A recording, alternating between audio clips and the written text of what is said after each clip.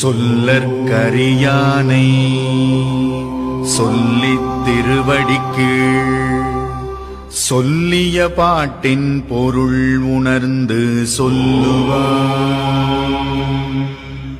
செல்வர் சிவபுரத்தின் உள்ளார் சிவனடிக்கீழ் பல்லோரும் ஏத்த பணிந்து